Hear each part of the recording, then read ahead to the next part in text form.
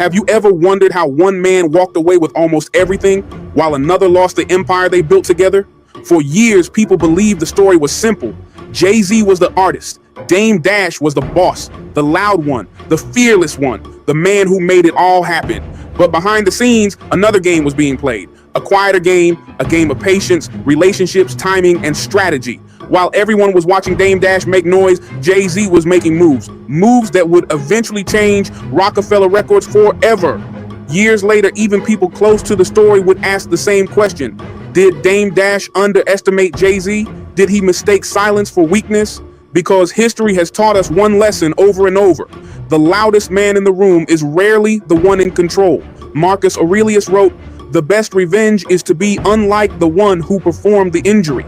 Jay-Z never fought the loudest battle, he fought the smartest one. This is not just the story of two business partners, it is a masterclass in power, patience, and why underestimating a quiet strategist can cost you everything. Let's begin.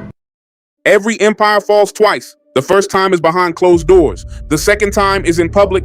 By the time the world realizes a kingdom is collapsing, the real battle has already been fought. That was Roc-A-Fella Records. Most people think they already know this story. They'll tell you it was money. They'll tell you it was ego. They'll tell you two successful men simply stopped getting along. They're looking at the smoke.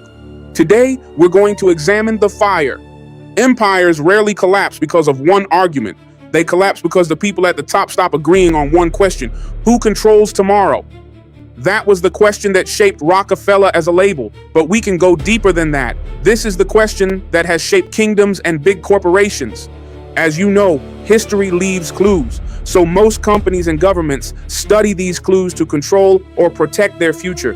Remember this, if you are not controlling someone's future, that means somebody else is controlling yours. Niccolo Machiavelli understood this better than almost anyone. In The Prince, he wrote, "There is nothing more difficult to take in hand, more perilous to conduct, or more uncertain in its success than to take the lead in the introduction of a new order of things." Think about that for a moment. Most people believe building something is the hardest part. History says keeping it together is even harder because success changes people. It changes incentives. Success can even change the questions people ask. That lesson begins long before the first platinum plaque. Long before the boardrooms, long before Def Jam. It begins in Brooklyn in the mid-1990s. Jay-Z wasn't viewed as the future of hip-hop. He wasn't the industry's chosen star. Major labels looked at him and saw another rapper trying to get a record deal. They didn't see a businessman, and definitely not a billionaire. They didn't see one of the most influential figures the music industry would ever produce. Sometimes another person's rejection becomes your greatest advantage. Think about it. Every entrepreneur eventually reaches the same crossroads. Do you keep waiting for someone to open the door, or do you build one yourself? Jay-Z, Dame Dash, and Biggs made their choice. If the industry wouldn't give them a seat at the table, they would build their own table. That decision became Roc-A-Fella Records. Now think about that. Most people hear that story and think it was all about confidence. No, it wasn't. It was about ownership. The moment you stop waiting for someone else to decide your future, everything changes. Marcus Aurelius understood that nearly 2,000 years ago. He wrote, "You have power over your mind, not outside events. Realize this, and you will find strength." Think about it. He is not saying that life will be fair. He is not saying that people will give you opportunities. He isn't even saying that a door will open. He is just saying we can't control every situation, but we can always control how we respond to it. Great leaders understand this. Jay-Z couldn't control who rejected him. Dame Dash couldn't control who closed the door. What they could control was what happened next, and that decision changed hip-hop forever. Then came Reasonable Doubt, a classic album that put Jay-Z on the map as a top lyricist. He did it without big label support, no pop singles, just raw lyrics. He just had the determination to make it. He believed in himself and bet on himself, and it paid off big. The crazy part is that Jay-Z did not wait for the industry to believe in him. He believes in himself first. Once he did that, the industry had no choice but to pay attention. This is evidence that the market doesn't recognize greatness until it's forced to pay attention. That's a lesson every entrepreneur should remember. Never confuse rejection with inability. Sometimes rejection simply means you're early, and sometimes being early changes an entire industry. Success arrived, then everything changed. Failure has a strange effect on people. It unites them. Everyone is focused on survival. Everyone is willing to sacrifice. Everyone is willing to play their role. Success asks different questions. Success introduces pride. Success introduces influence. Success introduces options. Robert Greene writes in the 48 Laws of Power, when you show yourself to the world and display your talents, you naturally stir all kinds of resentment.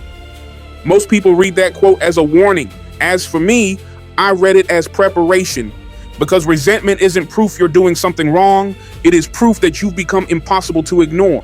As Roc-A-Fella grew, the records sold, the money multiplied, Rocawear exploded, the Roc-A-Fella chain became more than jewelry. It became a status symbol. It became an identity. It became one of the most recognizable symbols in hip-hop. From the outside looking in, everything looked perfect. But appearances are often the last thing to change. Remember this. The strongest buildings don't collapse the day the first crack appears. The crack was there before anyone noticed it. Sun Tzu says in The Art of War that all warfare is based on deception. But most people think he's talking about fooling your enemy, when in fact he is talking about the greatest deception, believing peace still exists while the battle has already begun. That's exactly where Roc-A-Fella found itself. The public saw platinum albums. The founders were beginning to see different futures. As Roc-A-Fella grew, Jay-Z started looking beyond the next album. He was thinking about relationships and influence. He wasn't trying to win in hip-hop anymore. He was trying to understand who controlled the game. Dame Dash saw the future differently. He believed in being independent and owning. He wants to have control over his business, so no one can dictate what he can or cannot do with it. The truth is, both Dame and Jay-Z wanted to win. One man believed in partnership, the other did not. They chose different paths, and only time will tell which was better. This wasn't a battle between good and evil. It was a battle between two intelligent men who believed they were protecting the same kingdom in different ways. And when leaders stop sharing the same vision, the organization begins moving in two directions at once. No empire can do that forever. Then another force entered the kingdom, not from Brooklyn, but from Harlem, a movement with its own identity, ambition, and culture. Camron had arrived, and with him came a question that would eventually change everything. Not who had the most talent, not who sold the most records, but who would control the future of Roc-A-Fella? Because every empire eventually faces the same question: who inherits tomorrow? Every empire eventually reaches a moment when success creates a problem that failure never could. Failure forces everyone to pull in the same direction. Success gives everyone the freedom to pull in different directions. That is where Roc-A-Fella found itself. The company wasn't fighting for survival anymore. It was fighting over the future. Again, history leaves clues. The moment people stop asking, how do we survive, and start asking, who leads next, the kingdom has entered a completely different battle. Around that time, another movement was exploding across New York. When Camron joined Roc-A-Fella, the question should have been why, but why would they ask why? Because Cam was a low-level rapper who had been in a bad deal. So when he came to Roc-A-Fella, it didn't seem like he would become competition, but Camron had rebuilt himself after leaving the other label. He was determined never to lose control of his career again, but Cam didn't arrive alone. He brought an entire movement: the Diplomats, Jim Jones, Joel Santana, a new sound, a new style, a new culture. Dipset wasn't trying to fit into hip-hop. Hip-hop was beginning to adapt to Dipset. Now think about that. Most people see a successful artist signing with a successful label, but a mastermind sees something much bigger. He saw Camron as a potential rival because both he and Dame were from Harlem. So he saw Camron as a potential threat to influence in the company. Influence attracts people, and people create power. That was Dipset. Their music was different. Their fashion was different. Their language was different. People weren't simply listening to Dipset. They were becoming Dipset. Remember this: people can copy your products. They can copy your business. They can even copy your strategy. But culture is much harder to copy. That's why culture has always been one of the most valuable forms of power. Robert Greene writes in the 48 Laws of Power, reputation is the cornerstone of power. Most people think reputation is about popularity. It isn't. Reputation determines what people expect from you before you ever walk into the room. Dipset had built a reputation. Harlem was behind them. Young fans identified with them. The streets respected them. Their influence was growing faster than anyone could ignore. Dame Dash saw it. He understood something many executives never recognized. Artists create songs. Movements create generations. Camron wasn't simply becoming another successful rapper. He was becoming a leader, and leaders attract followers. Followers become influencers. Influence eventually becomes leverage. Now ask yourself something. If you're helping build one of the fastest growing movements in hip hop, would you simply see another artist, or would you begin thinking about the future? That's exactly the position Roc-A-Fella had entered. Around the same time, Jay-Z began talking about retirement. The Black Album wasn't promoted as another release, it was promoted as the end. Whether Jay truly intended to retire permanently isn't the most important question. The important thing is this: people believed him. But history teaches us something interesting. Whenever people believe the king is leaving, they immediately begin asking who sits on the throne next. Not next year, but now. Succession is one of the oldest problems in human history. It has ended kingdoms, destroyed royal families, started wars, split corporations, and ruined friendships. The stronger the empire, the more dangerous the succession question becomes. Machiavelli understood this centuries ago. He knew uncertainty creates opportunity. Whenever leadership becomes uncertain, someone begins preparing for what comes next. That preparation isn't automatically betrayal. Strong organizations prepare for leadership transitions. Strong businesses develop future leaders.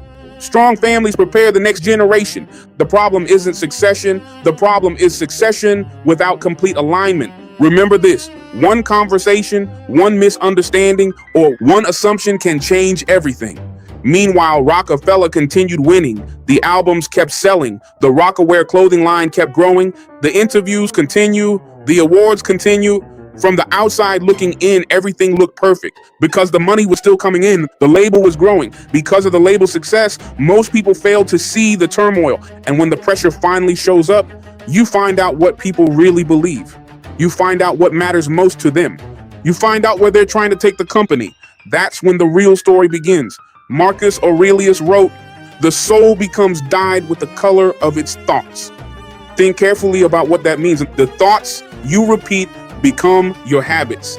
Your habits become your decisions. Your decisions eventually become your character, and character always reveals itself under pressure. Pressure was beginning to build inside Roc-A-Fella, not because the company was weak, because it had become powerful. There's a difference. Weak organizations fight for survival. Strong organizations eventually begin fighting over direction. History repeats that pattern over and over again. Businesses, governments, sports teams, families, churches, the names may change. Human nature doesn't. Listen carefully. The greatest threat to a growing organization isn't always outside competition. Sometimes it's two intelligent people solving different problems. Jay-Z was increasingly focused on long-term positioning, corporate relationships, and institutional influence. He wanted to build systems that could survive beyond music. Dame Dash, on the other hand, remained committed to ownership. He loved his creative freedom and independence. He wanted to build without asking anyone for permission. Neither philosophy was foolish. Neither philosophy lacked vision. The challenge was something else. One company cannot permanently travel toward two different destinations. Sooner or later, someone has to decide which road to take. That decision would eventually become one of the most debated moments in hip-hop history, because behind closed doors, conversations about the future were beginning. Conversations the public knew nothing about. Conversations that would eventually be discussed years later by the people who were there. And once those conversations left the room, the clock started ticking. Every empire faces the same test. Power doesn't break trust. It reveals whether it was ever strong enough to begin with. And that's where this story takes a turn. Power doesn't change people, it just reveals the true nature. When Roc-A-Fella was fighting for survival, everyone wanted the same thing: a hit record, a distribution deal, and another chance. There wasn't enough success to fight over. There wasn't enough influence to protect. Everyone was pulling in the same direction because survival leaves very little room for politics. Success changes all that. History leaves clues. The moment an organization stops asking, "How do we survive?" and starts asking, "Who decides the future?" the battle has already changed. That is exactly where Roc-A-Fella found itself. By the early 2000s, the empire wasn't simply winning, it was dominating. Jay-Z had become one of the biggest names in music. Roc-A-Wear had become a multi-million-dollar business. The Roc-A-Fella chain wasn't just jewelry anymore. It represented success, influence, and status. Executives wanted partnerships, artists wanted contracts. Everyone wanted to be connected to the Roc. From the outside, the empire looked untouchable, but those who were there remembered the shakiness between Jay-Z and Dame Dash. Bleak once said that he warned Dame about Roc-A-Fella ending, but he just wouldn't listen. Jay had had enough of Dame, and Dame was too consumed in ego to notice it. Dame was under a lot of pressure. He knew what he had in Jay and the rest of Roc-A-Fella. He saw the vultures all around, trying to pit Jay against him. He became paranoid, flipping on people because he did not know who to trust. That is the thing with success. You build it, and now you have to protect it from outside forces trying to steal it. And if you don't have a strong bond with your partners, you will lose your company. Everyone wants success until it comes. Then they realize the pressure and the problems it brings. But success has a strange way of hiding problems. This is a lesson for all businessmen and women. Roc-A-Fella faced a lot of obstacles, but that was just the beginning, because the arrival of the Harlem rapper Camron made the next chapter in Roc-A-Fella very interesting. Camron wasn't simply another artist looking for a record deal. He arrived with momentum, with confidence, with a movement. The Diplomats, Jim Jones, Jules Santana. A completely different energy had entered Roc-A-Fella. Dipset wasn't following hip-hop culture.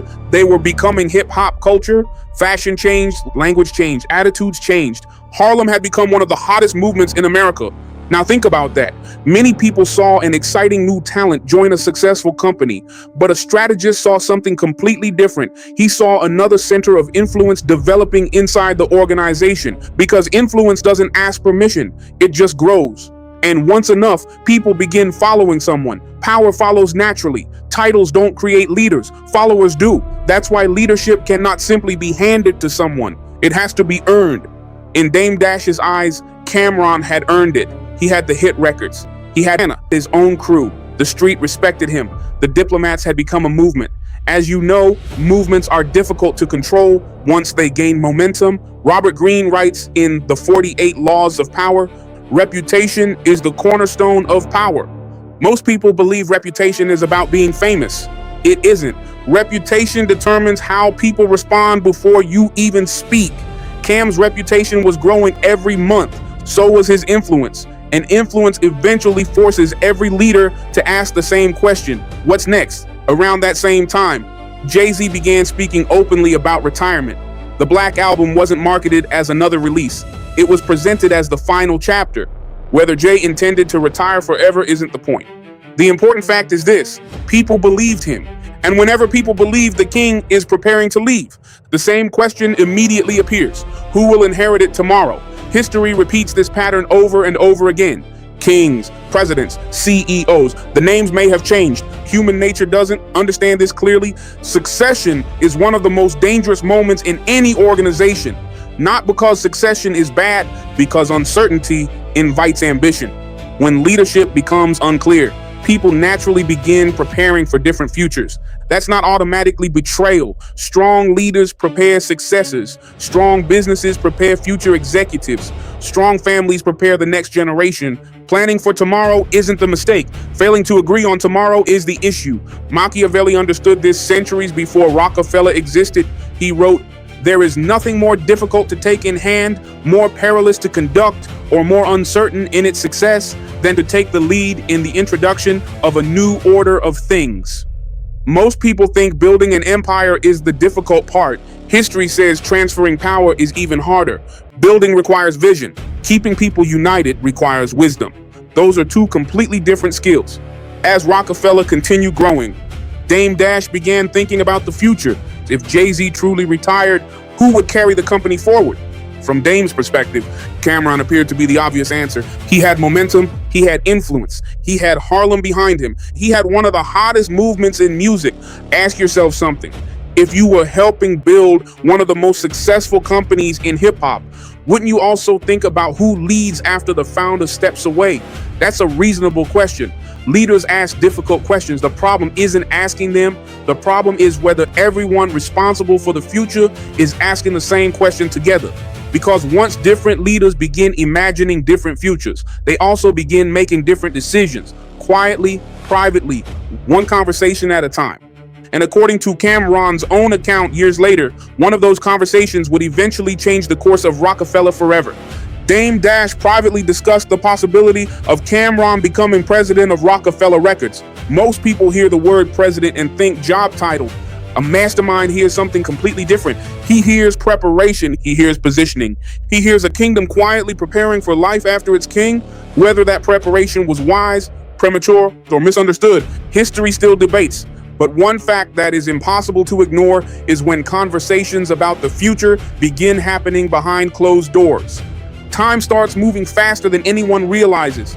And once private conversations leave private rooms, the future rarely stays private for long, because every empire eventually discovers the same truth.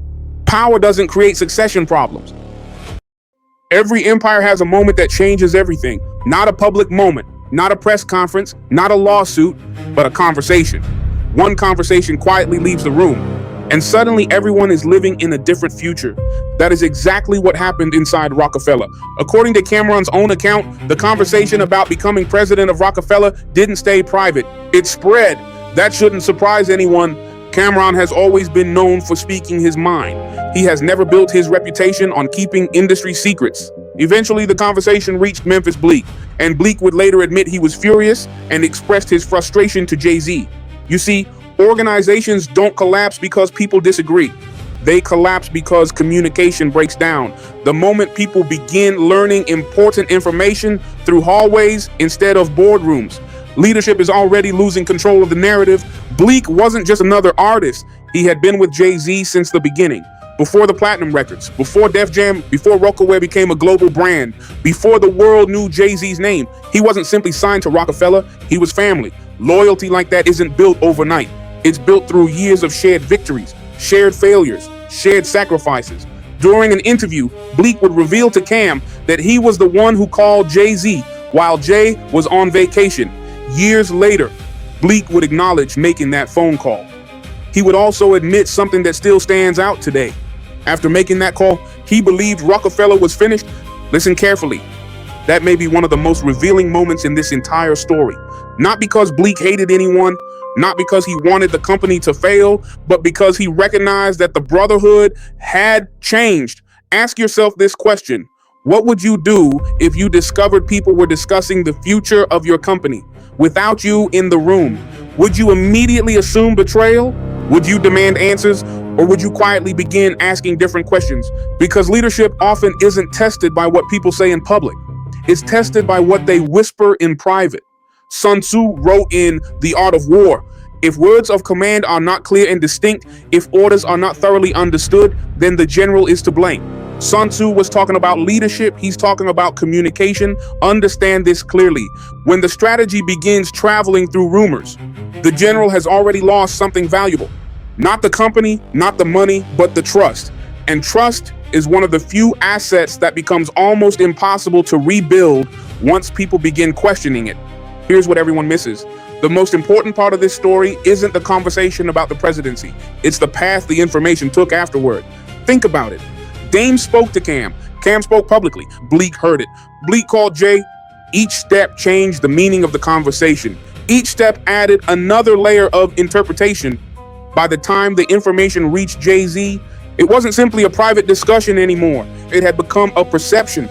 And perception has a strange kind of power. It doesn't need to be completely accurate. It only needs to be believed. Marcus Aurelius wrote, "The impediment to action advances action.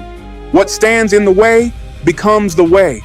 Great leaders rarely choose their obstacles. They choose their response. Jay couldn't control what had already been said. He couldn't control how other people interpreted those conversations. He couldn't control who repeated them. The only thing left under his control was his next move. That single decision separates emotional leaders from strategic leaders. Emotional leaders react. Strategic leaders reposition. They improvise. They cherish those moments because they know obstacles bring strength. As 2003 came to a close, something fundamental had changed inside Roc-A-Fella. The company no longer shared one vision, it shared two. One future imagined by Dame Dash, another future imagined by Jay-Z. Neither man believed he was destroying Roc-A-Fella. Each believed he was protecting it. That's what makes leadership conflicts so dangerous. They rarely begin with bad intentions. They begin with competing definitions of what success should look like. History repeats that lesson over and over again. By the time Jay-Z returned from vacation, he wasn't preparing for another rap battle. He wasn't preparing for another album rollout. He was preparing for something much bigger. The battlefield itself was about to change, and unlike most people expected, his next move wouldn't happen inside a recording studio. It wouldn't happen on a radio station. It wouldn't happen on stage. It would happen where the future of the music industry was really being decided, in the boardroom. And once Jay-Z stepped into that room, the balance of power inside Roc-A-Fella would never be the same again. Jay-Z never reacted to the outside noise. He remained disciplined. He stayed quiet, and he accumulated more wealth at the same time. By the end of 2003, Roc-A-Fella was still one of the biggest names in hip-hop. Jay-Z now faced a decision every leader eventually faces. Do you react to the problem everyone can see, or do you solve the problem no one else has noticed? Emotional leaders spend their energy defending yesterday. Strategic leaders spend their energy building tomorrow. Marcus Aurelius wrote, "You have power over your mind, not outside events. Realize this and you will find strength."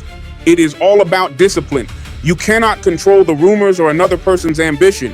You cannot control what happened yesterday, but you can control your next decision. Ask yourself this question: how many businesses fail because the owners spend more time reacting than preparing? How many careers disappear because people become prisoners of emotion? How many opportunities are lost because anger made the decision instead of wisdom? The principle is bigger than hip-hop. The person who controls his emotions usually controls his future. Jay-Z understood something many people never learned. Not every battle deserves your attention. Instead of responding publicly, Jay became quieter. There were no emotional interviews, no public shouting matches, no dramatic press conferences, no attempt to convince the world he was right. His silence was not weakness. He was being strategic with his silence. He did not panic because people who panic usually reveal their plans. On the other hand, people who remain disciplined force everyone else to guess theirs. Sun Tzu wrote in The Art of War, "The supreme art of war is to subdue the enemy without fighting. Winning begins long before the battle starts. The strongest move is often changing the battlefield before anyone realizes the game has changed." Many entrepreneurs spend years becoming experts in one business. Then the market changes, technology changes, customer behavior changes, competition changes. Instead of adapting, they continue fighting battles that no longer matter. History is filled with companies that lost because they refused to recognize a changing battlefield. The battlefield around hip-hop was changing. Music was no longer just about hit records. It was becoming intellectual property. Ownership, licensing, brand partnerships, and corporate influence. Relationships in boardrooms were beginning to matter as much as those in recording studios. Jay recognized the shift. He understood that the future of hip-hop would not be controlled only by artists. It would also be controlled by executives, investors, corporations, distribution, leverage. Here's what everyone missed. Jay-Z wasn't abandoning hip-hop. He was expanding the places where hip-hop could create power. There is a difference. Dame Dash continued believing in complete independence. Jay increasingly believed influence inside major institutions could create opportunities that independence alone could not. Neither philosophy lacked intelligence. Both had strengths, both carried risks. The disagreement was never simply about business. It was about where the future was heading. History repeats this lesson again and again. One leader protects tradition, another embraces change. One builds walls, another builds bridges. Neither approach guarantees success. The challenge is recognizing when yesterday's strategy no longer fits tomorrow's world. By this point, Jay had stopped thinking like someone protecting a record label. He had started thinking like someone studying an entire industry. That shift would become one of the most important decisions of his career, because the next opportunity that appeared was bigger than Roc-A-Fella, much bigger. It was one of the most powerful institutions in the history of hip-hop, Def Jam. And once that opportunity arrived, the battlefield changed forever. The greatest victories rarely happen where everyone is looking. They happen where almost no one is paying attention. While the headlines stayed focused on artists, another battle was taking place. Not inside recording studios, inside boardrooms. If history leaves clues, every industry eventually changes. The leaders who survive are not always the strongest. They are the ones who recognize the change before everyone else. Around this time, an opportunity appeared that would permanently reshape the balance of power. Def Jam Records, one of the most influential institutions in music history. Years earlier, Jay-Z had been an artist trying to convince the industry to believe in him. Now, the industry wanted him to help lead one of its most powerful companies. That is one of the greatest reversals in modern hip-hop history. Listen carefully. Success is not simply reaching the top. Success is changing your position on the board. There is a difference. When Jay-Z accepted the presidency of Def Jam, many people saw another impressive job title. A strategist saw something much bigger. He saw leverage, influence, access, decision-making power, the ability to shape the industry rather than simply compete within it. Remember this, power grows when your influence reaches beyond your own business. The moment your decisions begin affecting an entire industry, you are playing a completely different game. Robert Greene writes in the 48 Laws of Power, never put too much trust in friends, learn how to use enemies. Greene is not encouraging betrayal, but he is teaching durability. You have to understand that people and friendships change, but institutions often survive all of them. The lesson is not to stop trusting people. The lesson is to stop building your entire future on one relationship.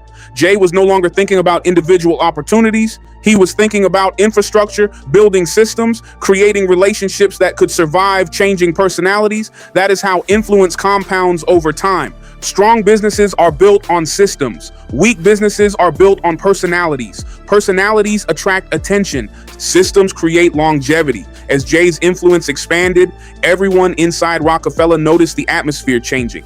Nobody needed an official announcement. People could feel the shift. Whenever uncertainty enters an organization, people naturally begin looking for stability. That is human nature. Some stayed loyal to Dame, others aligned themselves with Jay. No one wanted conflict. They just wanted certainty. History repeats this pattern inside companies every single day. When leadership becomes divided, employees begin making quiet decisions long before public announcements are made. Here's what everyone misses. People rarely choose sides because they enjoy conflict. They choose sides because uncertainty makes neutrality impossible.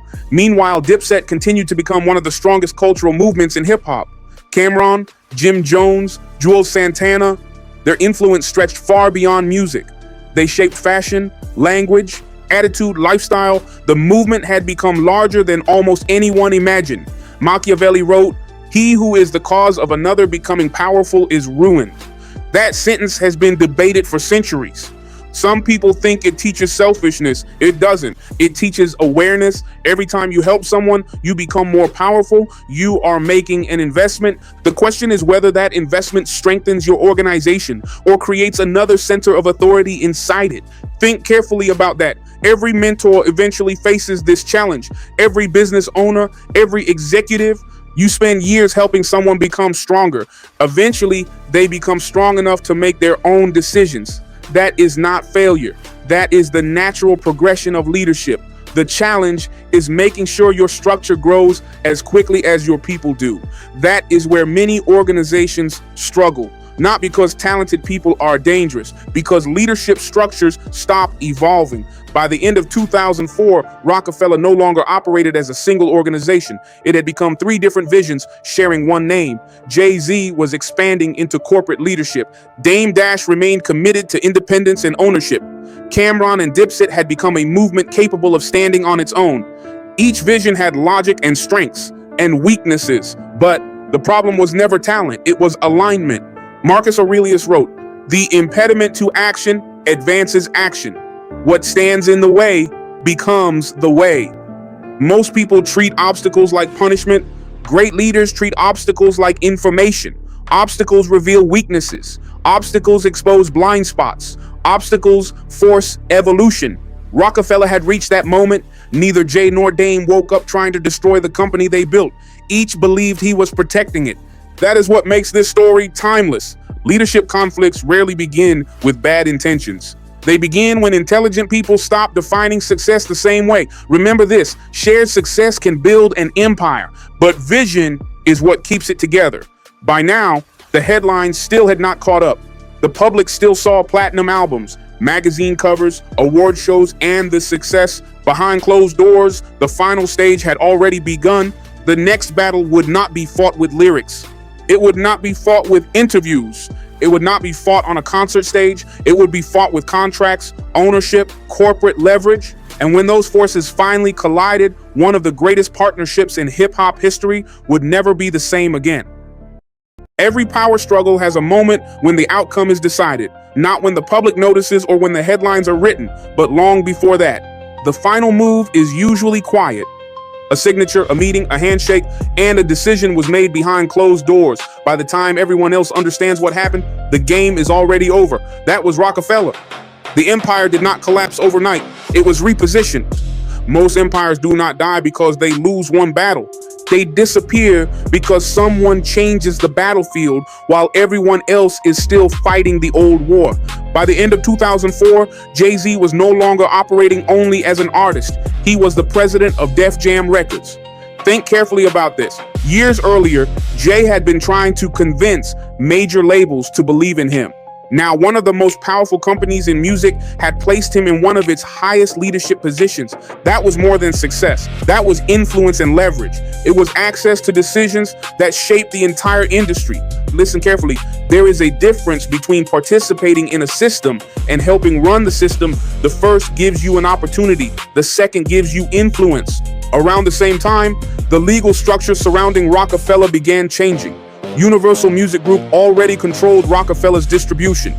Eventually, the remaining ownership interests were acquired. The company that Jay-Z, Dame Dash, and Kareem Biggs Burke had built through risk, sacrifice, and determination was entering a completely different chapter.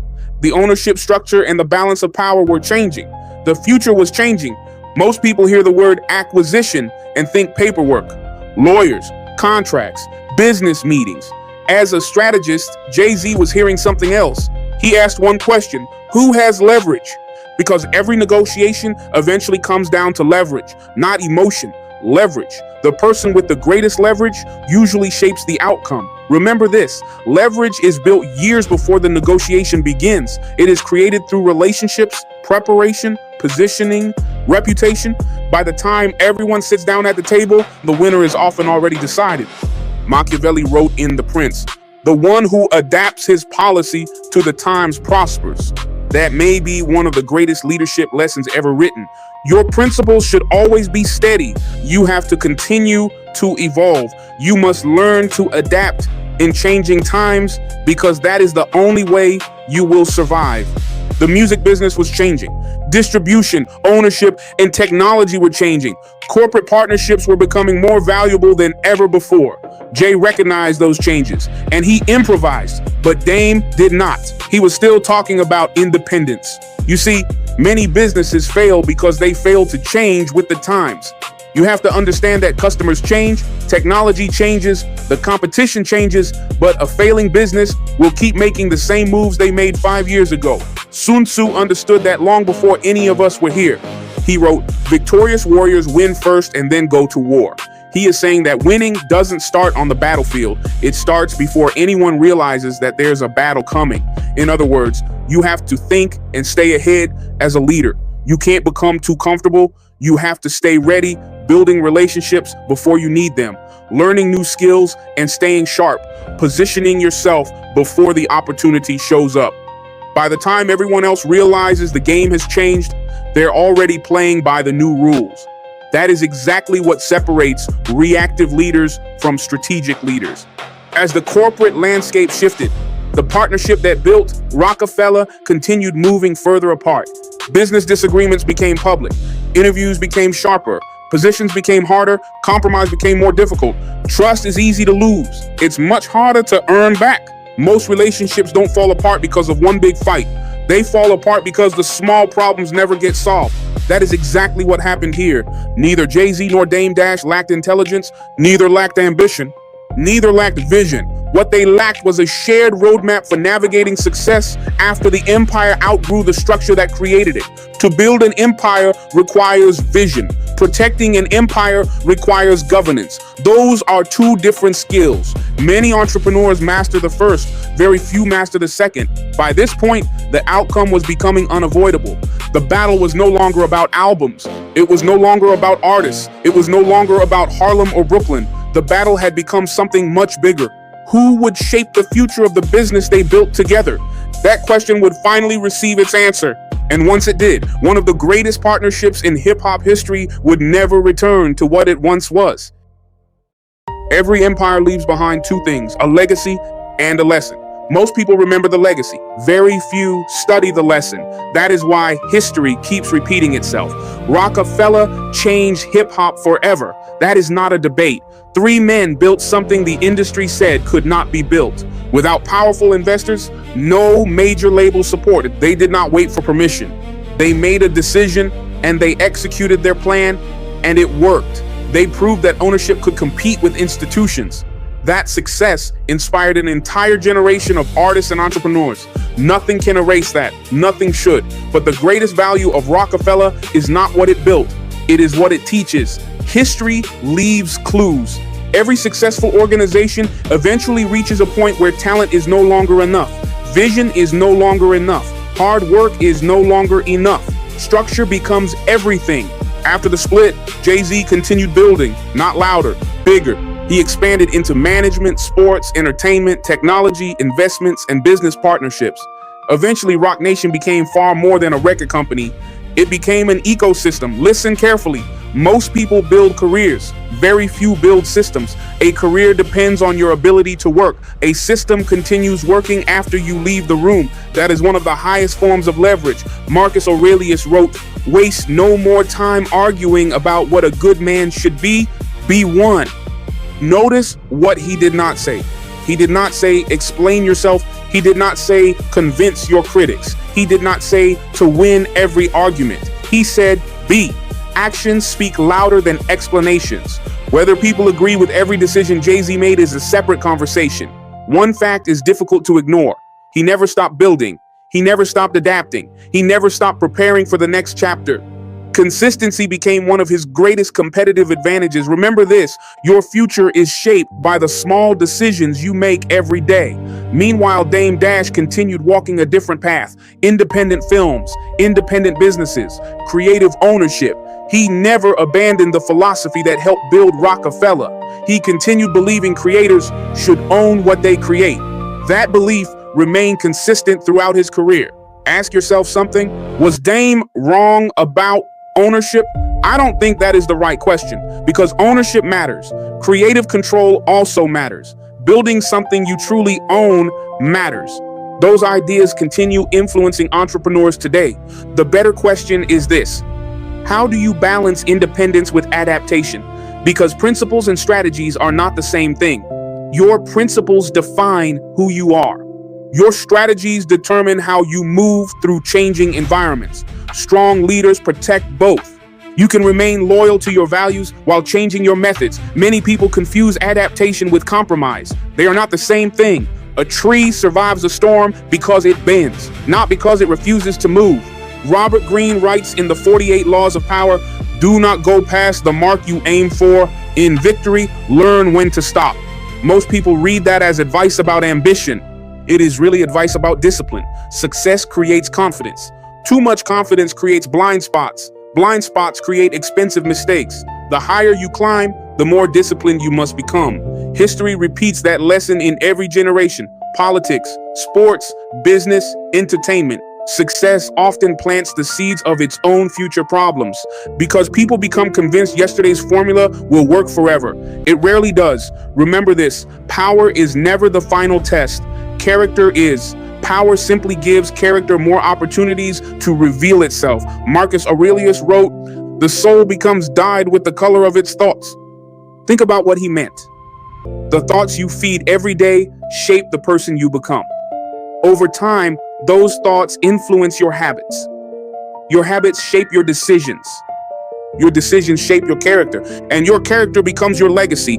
That is true whether you run a billion-dollar company, lead a church, coach a sports team, raise a family, or simply manage your own life. The principle never changes. So let us return to the question, that began this documentary. Why did Roc-A-Fella fall? Some people will say money, others will say ego, others will say corporate America, others will blame one man more than the other. History is rarely that simple. The evidence suggests something deeper. The founders developed different visions for the future. Once there is no communication between partners, trust becomes an issue. As for Roc-A-Fella, their egos had become too big for the company to survive. That is the lesson, not just for hip-hop, but for everyone. Power without communication creates suspicion. Success without succession creates uncertainty. Leadership without trust creates factions. Every organization eventually faces the same question: who will control tomorrow? The leaders who survive are not always the smartest. They are not always the richest or the loudest. They are the ones who stay ready and prepare before the crisis arrives. They communicate before misunderstandings become divisions. They build systems before personalities become problems. And they understand one truth that history has repeated for thousands of years. The biggest threat to any empire is never the enemy outside, but the enemy inside, disguised as a friend or a brother. The leaders who last and survive are not the ones who wait for the crisis. They are the ones who see the warning signs while everyone else is celebrating. Remember this: history leaves clues. Make sure you are paying attention and take notes when those clues appear, because the next empire that rises could be yours.